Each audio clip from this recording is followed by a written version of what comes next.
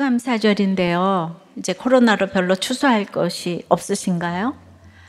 영국의 청교도들이 1620년 8월에 메이플라워를 타고 신앙의 자유를 찾아서 모든 것을 버리고 102명이 신대륙으로 떠났는데, 이제 가는 것도 힘들었지만 도착해서도 그 11월에 추위와 질병과 원주민들의 냉대와 들짐승의 위험과 또 거할 집도 없는 등 형언할 수 없는 난관에 부딪혔습니다. 겨울 2, 3개월 내에 절반이 운명을 달리했어요. 그래서 50명이 살아남았지만 그들도 거의 다 질병으로 신음했습니다. 그런 가운데 서로 돌보며 봄이 오고, 그래서 씨를 뿌리며 가꾸었는데 그해 가을에 아주 대단한 기대 이상의 추수를 하게 되어서 이제 눈물로 감사를 한 것이 추수감사절의 유래입니다. 이제 그 가운데서도 통나무로 교회를 먼저 짓고 또 학교를 그 다음에 짓고 이제 살 집을 지었다고 해요.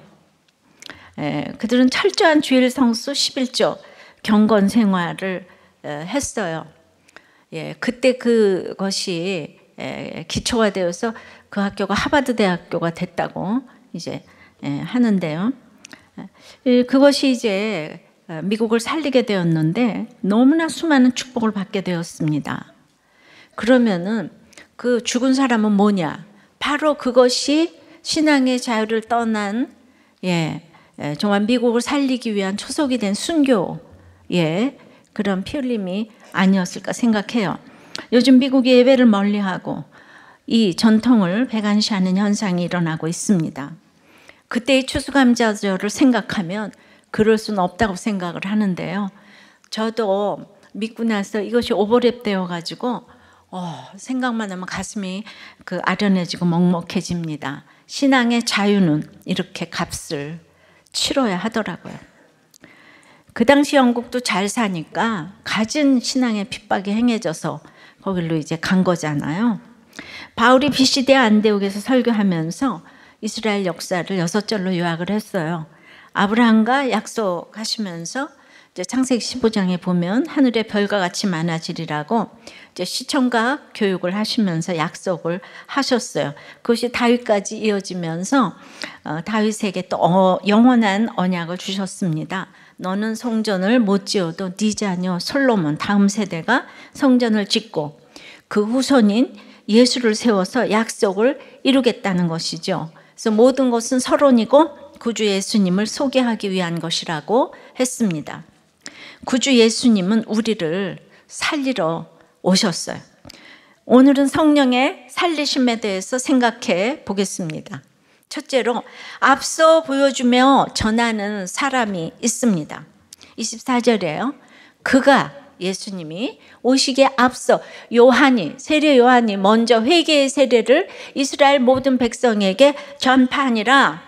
그가 오시기에 앞서는 이제 그 앞서는 얼굴 앞에라는 말인데요. 원어적 의미는 그의 들어감의 바로 앞에.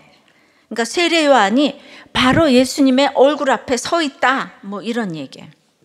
자, 이게 무슨 말일까요? 사도행전 6장 15절에 스데반 보고 천사의 얼굴 같다고 했는데요. 구주 예수님을 미리 전파할 때 세례 요한의 얼굴에서 예수님의 얼굴을 보았다는 것이에요. 어떻게 보나요? 먼저 회개의 세례를 전파했다고 하죠. 그러니까 예수님의 얼굴을 보이려면 요한이 먼저 회개하고 회개의 표징으로 세례를 이제 받은 거죠. 회개는 유턴하는 것입니다. 생각만 하는 게 아니에요. 완전히 돌이키는 것이에요. 여러분도 아다시피 우리들 교회는 세례를 많이 받습니다. 작년도 유아들의 부모도 모두들 나와서 회개의 간증을 하세요. 근데 지나고 보면 다 살리심을 받는 것을 보게 됩니다. 회개하고 세례는요, 같은 말이에요. 근데 회개의 징표로 세례를 받는 것이죠. 근데 누군가가 앞서서 예수님의 얼굴을 보여주었기에 모두들 나와서 이렇게 회개의 세례를 받는 것이 아닐까요? 그러면 예수님의 얼굴은 무엇을 뜻할까요? 25절에 요한이 그 달려갈 길을 마칠 때에 말하되 너희가 나를 누구로 생각하느냐? 나는 그리스도가 아니라 내 뒤에 오시는 이가 있으니 나는 그 발에 신발끈을 풀기도 감당하지 못하리라 하였으니 그러니까 이미 세상을 떠난 세례 요한은 흩어진 디아스포라 유대인들에게도 너무 잘 알려진 인물이었어요. 왜 그럴까요? 사도 바울은 자신의 삶의 여정을 회상할 때도 디모데 후서에 나의 달려갈 길을 마치고 라는 표현을 했습니다. 세례 요한이 30세에 이제 그 짧은 생애를 목이 잘려서 참수형을 당했는데, 그 예수 그리스도의 선구자로서 그가 해야 할 사명은 다 이뤘다는 거예요. 여기서 그 뜻이 다 채우고 완성을 했다는 뜻이에요. 그것은 무엇을 다 채우고 완성한 것일까요? 그것은 너희가 나를 누구로 생각하느냐의 질문과 세례 요한 자신이 나는 그리스도가 아니라고 한 답이에요. 그러면 그 질문을 왜 하겠습니까?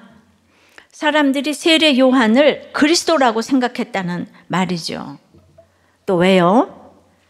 세례 요한이 왕궁에 거하지도 않고 화려한 의복도 입지 않는데 광야에서 메뚜기 석청을 먹으면서 청빈하게 사니까 사람들이 열광을 해서 온 유대와 예루살렘 사람들이 다 나아가 자기 죄를 자복하고 세례를 받았다고 마가복음 1장 5절에 있죠.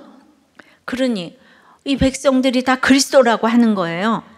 그 당시 메시아 대망론으로 인해서 모두 이 사람이 와도 그리스도인가 저 사람이 와도 그리스도인가 이 식민지 생활을 하고 있으니까 막 구원해줄 구세주가 너무 필요한데 세례 요한이 구세주 맞는데 세례 요한이 나는 그리스도가 아니라 그러는 거예요. 우크 에고 에이미라는 헬라어로 그냥 이렇게 절대로 아니라고. 원문에 보면 이게 나는 그리스도가 절대 아니라는 것을 지금 끊임없이 강조했다는 그런 의미가 있습니다. 세례 요한이 예수님의 얼굴을 보여준 것은 바로 이 점이에요. 사람이 열광을 하면요, 나도 모르게 우쭐해지잖아요. 그 영광을 내가 다 이제 취하고 싶어요. 세례 요한이 그러지 않았다는 거죠. 그래서 도리어 나는 그 예수님의 신발끈을 풀기도 감당치 못하겠다고. 그 당시 신발끈을요, 매기는 어려워도 풀기는 너무 쉬워요. 그러니까 그 얘기가 아닙니다. 이것은 인생으로서는 최고의 사명을 감당했다는 거예요. 최고의 사명은 뭔가 하면은 하나님의 영광을 내가 가로채지 않는 거예요. 내가 돈이 있고 명예가 있고 건강이 있고 이 모든 것에서 하나님의 영광을 도적질하면 안 된다는 거예요. 근데 뭐가 조금만 되면 다 내가 한 것 같잖아요. 그죠? 다 그거 내가 잘해서 그렇게 된 거다. 다 내가 헛살았다. 내가 잘했다. 이게 우리의 주제가자잖아요. 그래서 그는 사회개혁을 외쳤지만 이 사람이 사회개혁을 외치면 최고 아니겠어요? 자기가 그렇게 살면서 하니까. 그런데 사회개혁보다 더 중요한 것이 있으니 예수가 길이요 진리요 생명이라는 것을 알았다는 것이죠. 내가 가는 곳에는 그런 일이 안 일어나지만 예수가 가는 곳에는 어디나 가난과 상처와 무지와 어두움이 깨진다는 거예요. 왜입니까? 여인이 낳은 자 중에 가장 큰 자라고 예수님이 직접 말씀하신 사람이 세례 요한인데 영육간에 세례 요한보다 더 좋은 집안과 학벌과 가문이 없었어요. 그런데 그 세례 요한이 나보다 작은 자라는 것이 믿어집니까? 세례 요한은 여인이 낳은 자이고 그리고 예수님을 예비한 자지만 나는 하나님이 낳아준 자라는 신분의식이 있으면 자존감이 폭발을 하는 거예요. 세례 요한은요, 십자가도 못 받고 부활도 못 받고 성령이 임하는 오순절도 못 받잖아요. 그런데 우리는 예수님, 하나님이 낳아준 자라는 이런 신분의식이 있으면 이것이 구원의 확신이고 이 구원의 확신으로 다른 사람에게 예수님의 얼굴을 앞서 보여줄 수 있는 것입니다. 그러니까 구원의 확신이 바로 회개의 얼굴이고, 인간의 가장 위대성은 구원의 확신에 있는 것이에요. 구원의 확신으로 우리들 교회는 모든 직분이 좀 결정이 좀 된다거나 할까요? 예. 자, 엊그제 나눔에 올라온 얘기예요. 아픈 딸 때문에 간 병원에서 부부가 검사를 받았답니다. 남편의 뇌파 사진과 아내의 뇌파 사진을 비교해 주면서 아내가 남편을 살리고 간다고 하면서 어떻게 이렇게 사느냐고 정신과 의사가 물었답니다. 그래서 아내가 내가 신앙으로 견디고 살고 있으며 우리들 교회 이야기를 하니까 글쎄 그 의사 선생님이 우리들 교회 사역을 너무 잘 알고 존경하고 있다고 이렇게 얘기를 하셨다는 거예요. 그리고 큐티인의 그 간증에 나온 내용보다도 더 대단한 부인이라고 하시면서 남편 보고 부부 목장에 가시라는 얘기를 해주셨다는 거예요. 그래서 일부 때 와서 남편이 등록을 하셨어요. 이거 정말 박수 쳐도 되는 거예요, 진짜. 자, 예. 적용을 좀 해보세요. 영육간의 교회에서나 회사에서나 심지어 전도나 깨달음 등에서도 주님이 받을 영광을 내가 가로챈 적은 없습니까? 이 달려갈 길을 마치고 예수 인도하셨네 라고 외치고 갈 수 있겠습니까? 자, 이렇게 예수님의 얼굴이 되려는 한 목자님의 나눔이에요. 중소기업을 운영하시던 이분은 알코올 중독에 아주 가부장적이고 아주 폭력을 행하셔서 온 집안 식구가 괴로워. 예. 그랬는데 우리들 교회 와서 이분이 달라지셨어요. 그래서 드디어 지금 골드 목장 목자이십니다. 이분의 나눔이에요. 저는 현재 고등학교 수의로 근무 중입니다. 면접 볼 때 기독교인이라고 밝혔습니다. 주일날 근무가 어렵다고 했습니다. 5년차 근무 중인데 점심시간에는 반드시 기도를 하고 밥을 먹습니다. 그리고 매일 아침 6시 50분부터 정문에 서서 학생들 등교 지도를 하고 있습니다.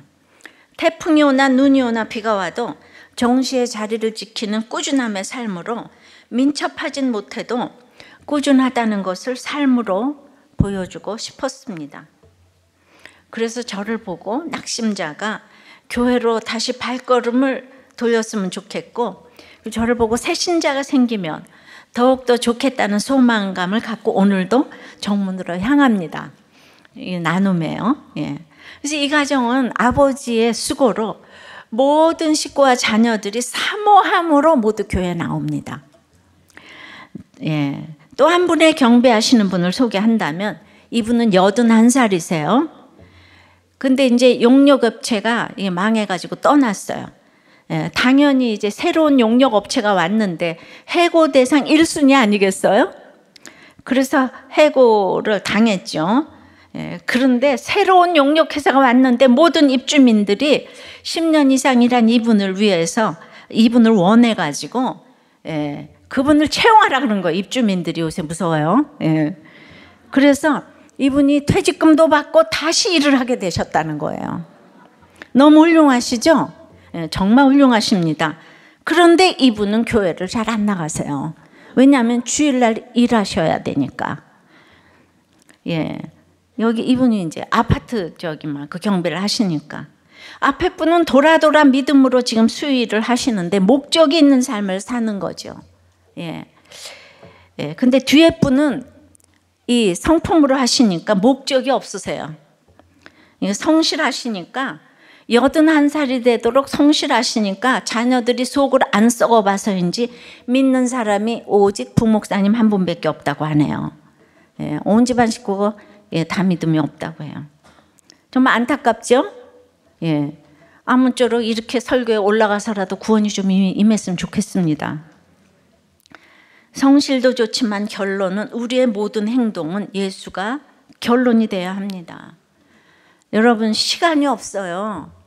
예, 정말 지옥은 있어요. 예, 지옥이 어딨냐? 예, 물 끓는 냄비에다가 펄펄 끓는 냄비에다 손을 1분만 담궈 보세요. 유황불이 펄펄 끓는, 그게 영원히 계속돼요. 자, 성령의 살리심은 두 번째. 그래서 우리에게는 예수의 얼굴을 하려면 구원의 말씀이 필요합니다. 절대 필요합니다. 26절. 형제들아, 아브라함의 후손과 너희 중 하나님을 경외하는 사람들아, 이 구원의 말씀을 우리에게 보내셨거늘 이스라엘 사람들을 아브라함의 후손으로 칭하시고 영원한 그 너희들은 언약의 자손이다, 이걸 상기시키고 있습니다. 아브라함의 후손은 유대인이고 지금 하나님을 경외하는 사람들은 이방인으로 개종한 사람들을 말하는데 이 모두를 형제들아 라고 이제 호칭을 하고 있습니다. 그리고 여기가 수동태 문장이기 때문에 이 구원의 말씀이 우리를 위하여 보내졌다, 이 뜻이에요. 그러니까 우리에게 구원의 말씀이신 예수님을 보내셨어요. 이제 우리에게는 하나님의 말씀과 예수님이 구분되지 않아요. 하나님의 말씀은 예수님이에요. 왜냐하면 요한복음 1장에 말씀이 육신되어 우리 가운데 거하시기 때문에, 그래서 우리의 모든 아픔과 어두움에 예수님의 말씀이 딱 이제 약으로 와서 약을 치면은 모두 살리심을 받게 되는 줄 믿습니다. 말씀이 약이 되어서 우리를 살려요. 진짜 말씀의 위대함은 대단한 거예요. 오랜만에 남편과 식탁에서 큐티 나눔하는 걸 듣고 그냥 우울하던 아들이 놀라서 우울증이 났다는 거예요. 우리 부모님이 웬일인가 해서. 살아있는 말씀의 힘이에요. 너무 고마우니까 이번 수요예배에 그렇게 대표 기도를 하면서 우셨어요. 대면 예배 때문에 너무 우셨던 기도 생각날 거예요. 그래서 이 말씀에 순종하는 거, 거하는 게 너무 중요합니다. 27절이에요. 예루살렘에 사는 자들과 그들 관리들이 예수와 및 안식일마다 외우는 바 선지자들의 말을 알지 못하므로 예수를 정죄하여 선지자들의 말을 응하게 하였도다.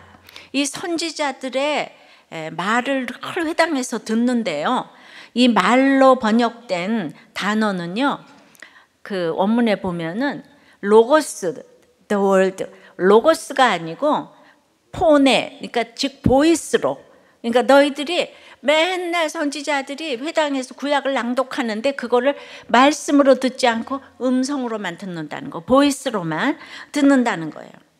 그러니까 맨날 그 유대인의 회당에서 들려지는 그 얘기는 뭔가 하면 이 성경은 오직 오실 예수님과 오신 예수님에 대한 이야기만을 하는데 안식일마다 그 예수님에 대한 설교를 듣고 십자가 부활 승천에 대해서 성경은 다 그 얘기예요.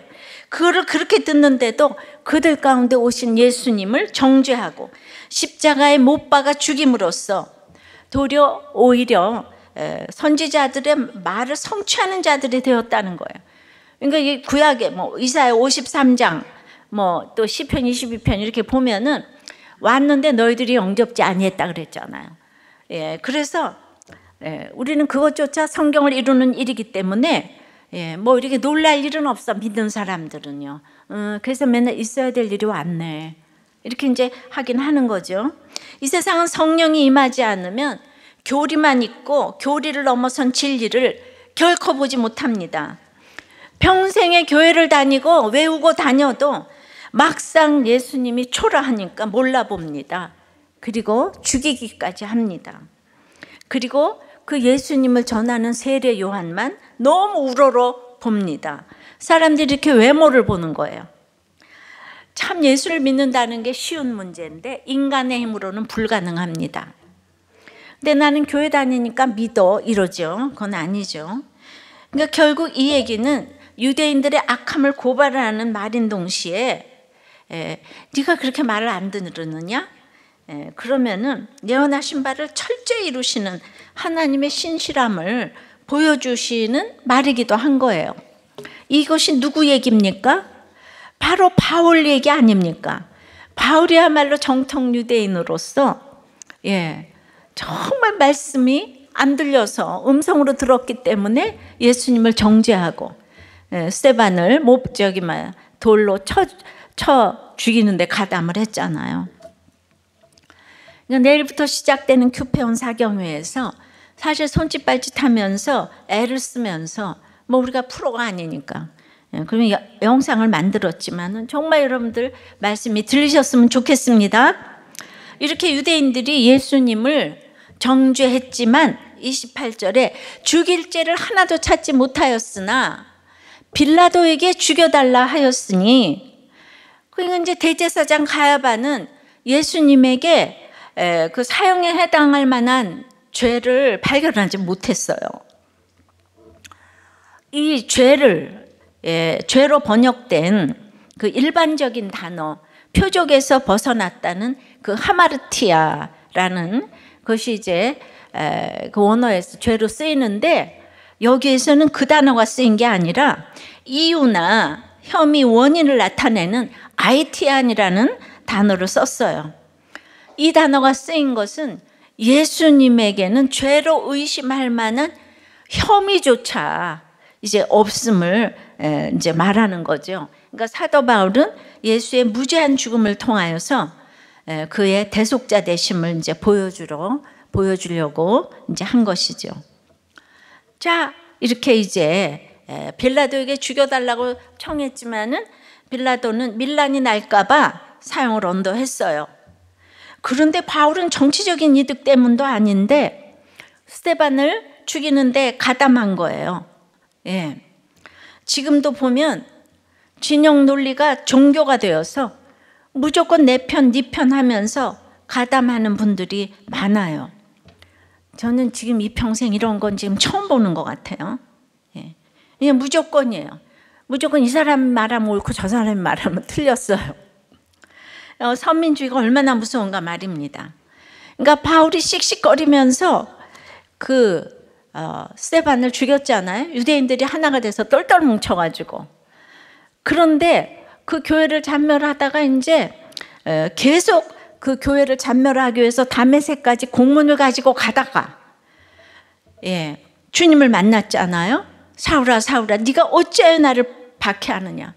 가시채를 뒷발질하기가 내게 고생이니라. 여러분, 주님을 만나지 않으면 내가 무엇을 하는지 몰라요. 내가 누구인지도 몰라요. 주님을 만나지 않으면 이 세상에서 자기가 뭐 때문에 사는지도 몰라요. 그러니 나라를 위한다고, 민족을 위한다고 지금 사도 바울이 죽일 죄를 찾아다니고 누군가를 죽여달라고 하고 그러지요.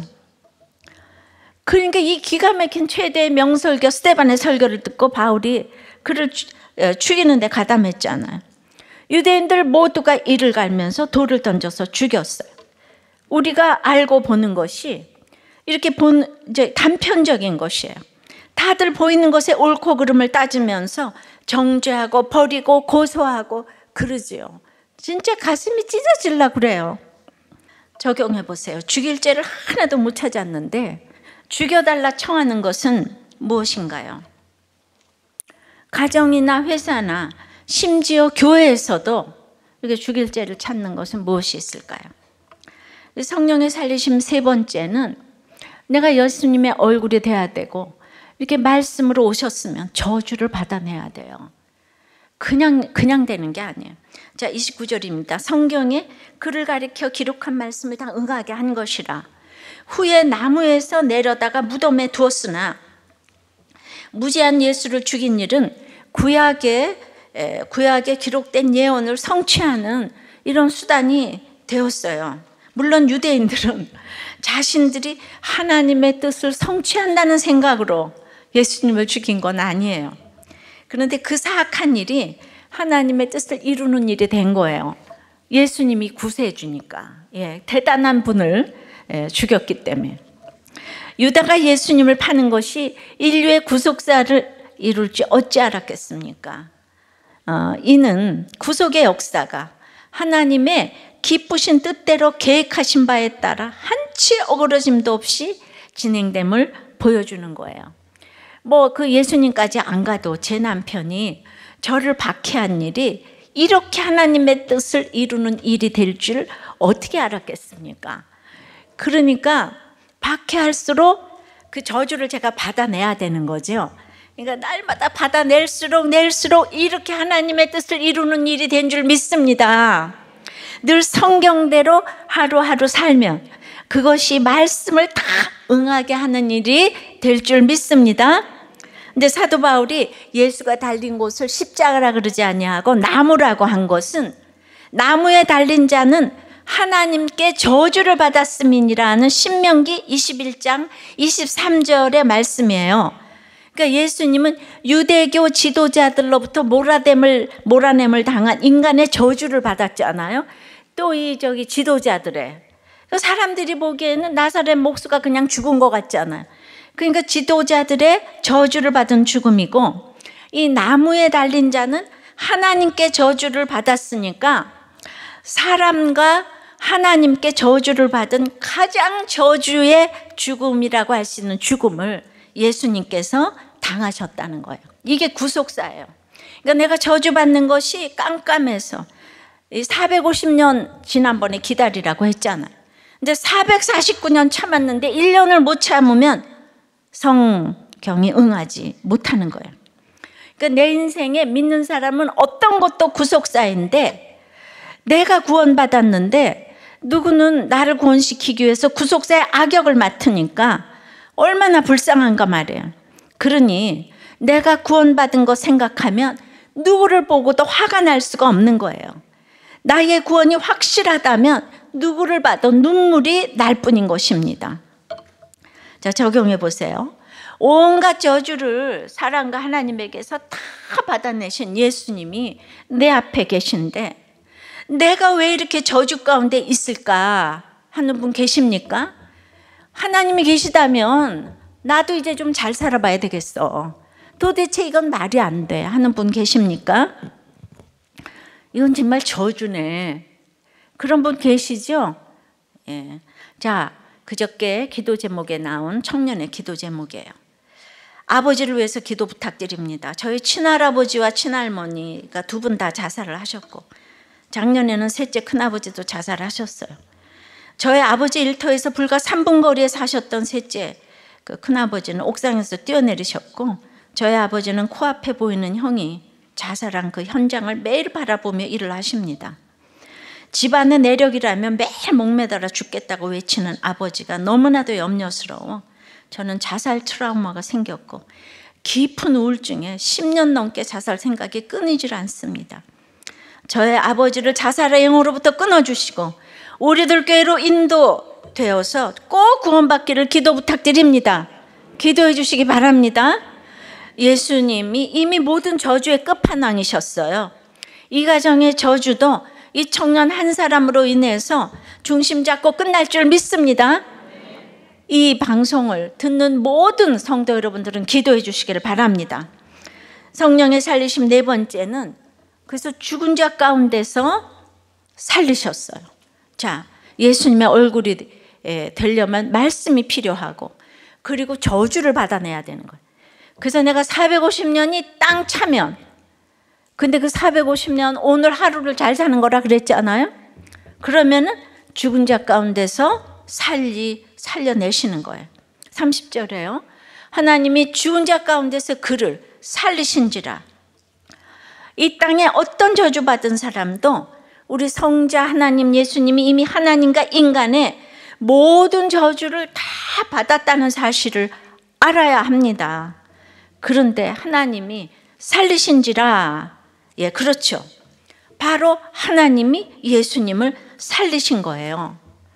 그런데 이 살리신지라는 이 원어로 보면요, 능동태 부정과거라고 하는 거예요. 제가 부정과거 미완료는 맨날 얘기해서 아시죠? 예, 단번에 됐다는 거 부정과거. 미완료는 계속 되는 거. 이 정도만 알라고 그랬어요. 그러니까 단번에 예수님을 살리셨지만 오늘 중요한 거는 능동태예요. 능동태. 그럼 하나님이 살리셨다면 예수님은 아무것도 안 했나? 그게 아니라는 거예요. 예수님이 살리심을 당했다면 그러면 예수님한테는 이게 수동태가 돼야 되잖아요. 하나님은 능동태고 예수님은 수동태가 돼야 되잖아요. 어렵습니까? 예.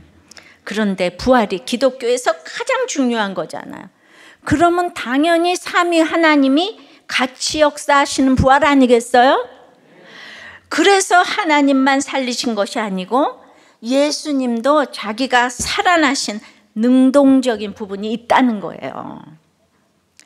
마찬가지로 빌라도가 사형을 언도를 했기에 십자가에서 죽임 당한 것도 있지만 십자가도 성자 하나님이 스스로 택한 거라는 거예요. 칼바르트도 그렇게 얘기를 했어요. 그래서 그 십자가에서 죽으신 건 하나님 자신이 죽으신 것이 십자가라고 늘 얘기를 하잖아요. 원래 죽음이라는 것은 죄의 결과로 주어지는 것입니다.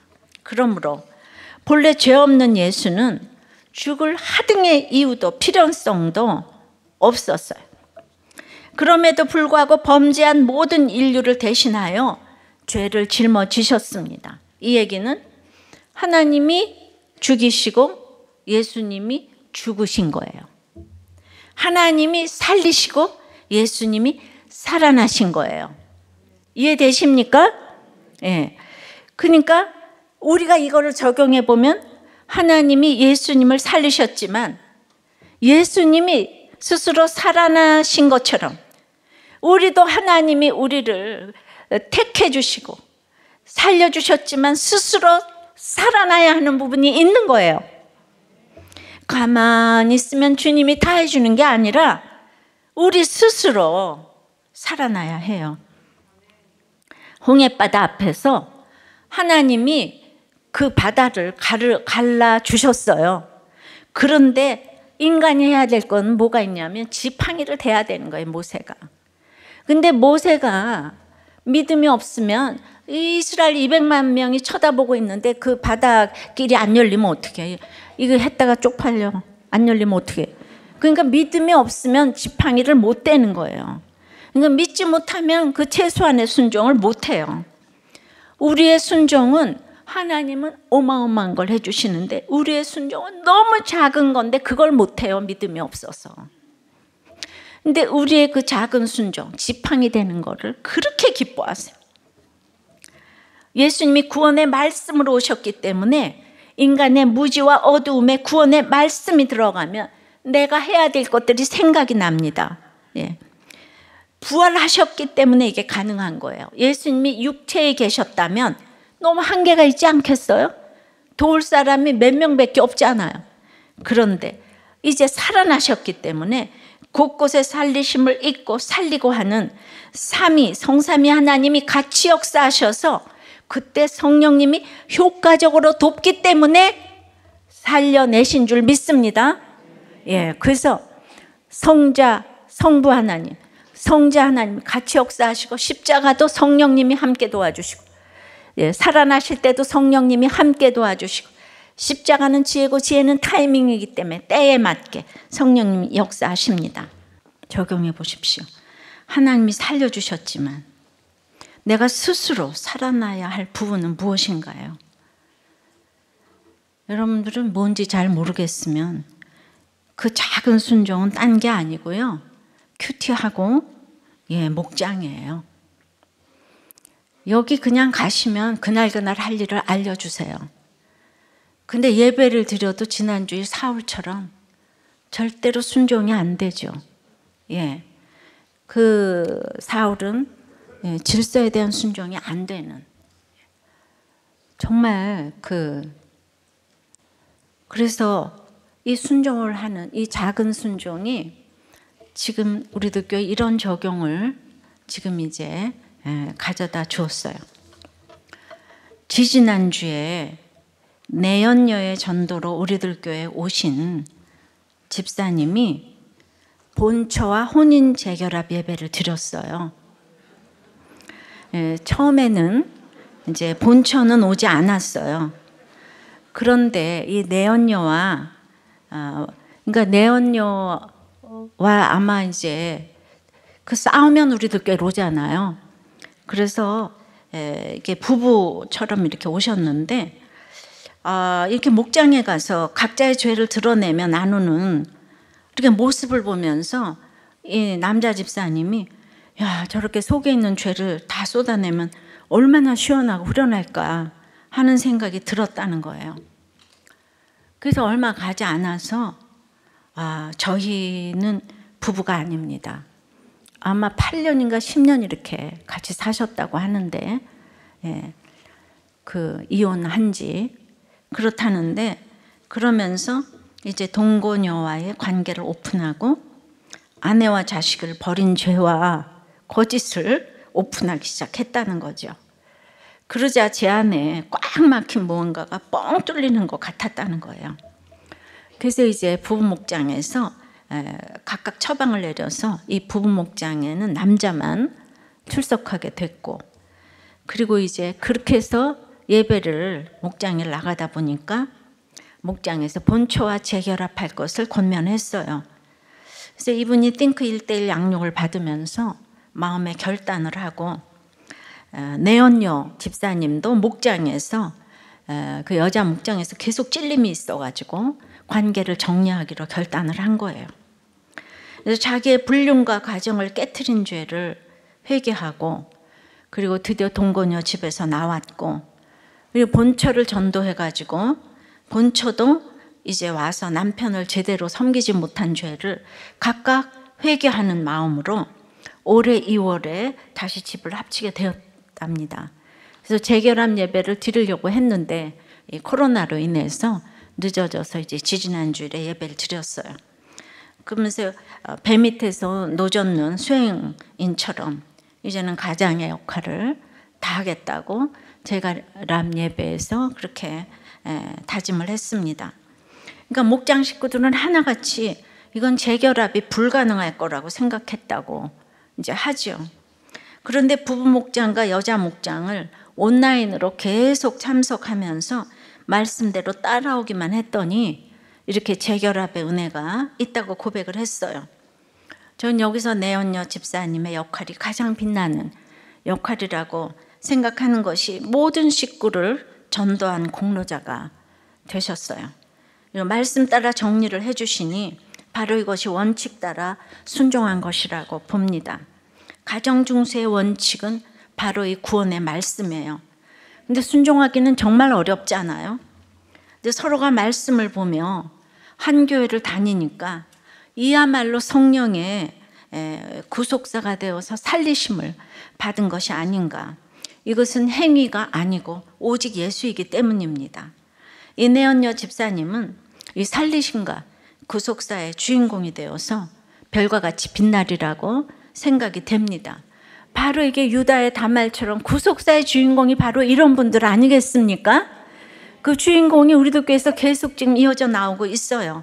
지금 세 사람이 다 살리심을 받는 이런 놀라운 역사가 이제 일어난 거예요. 또 이번 주 나눔에 이런 게 나왔어요.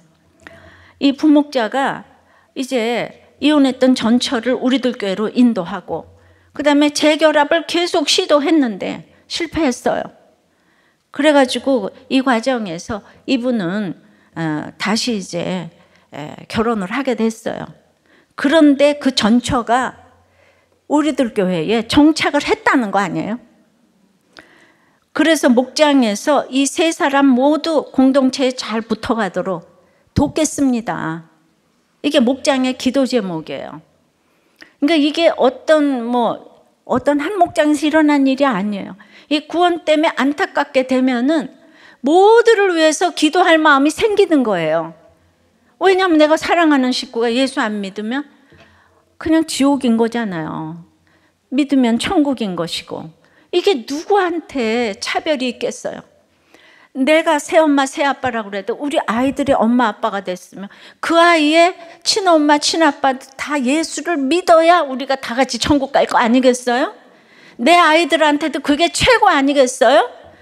그런데 바람피고 이혼하고 갔으니까 너는 원수고 이게 윤리적인 거고 도덕적인 건데 그 세례 요한을 훨씬 넘어서는 예수, 그 구원 때문에 살아야 되는 거지 내 행복 때문에 살아야 되는 게 아니라고요. 인생의 목적은 행복이 아니고 거룩이라고요. 거룩을 목적으로 놓으면 행복이 따라오는데 행복을 목적으로 놓으면 모두가 파탄이 나게 되는 거잖아요. 말씀 맺겠습니다. 성령의 살리심은 그래서 앞서 보여주며 전하는 사람이 있어야 돼요. 예수의 얼굴을 보여줘야 돼요. 그러려면 날마다 구원의 말씀이 필요합니다. 말씀이 안 들리는 자는 무엇을 행하면 안 돼요. 모든 거가 삐뚤어지는 일만 하게 되는 거예요. 구원의 말씀이 필요하고, 특별히 예수의 얼굴을 보여주려면 저주를 받아내야 돼. 그것도 450년 저주를 받아내야 돼. 그럼 죽은 자 가운데서 오늘 살려내시는데, 하나님만 살리신 게 아니라 나도 거기 해야 될 부분이 오늘 있다고. 이게 바로 성령의 살림이신 줄 믿습니다. 내 인생 여정 끝나 주 앞에 섰을 때 예수 인도하셨네, 이 고백만 하면 여러분들 성공한 거예요. 그리고 우리 인생은 굉장히 짧아요. 이 짧은 인생 가운데 70년 80년을 저주 가운데 있어도 예수 믿고 천국 가셔야 돼요.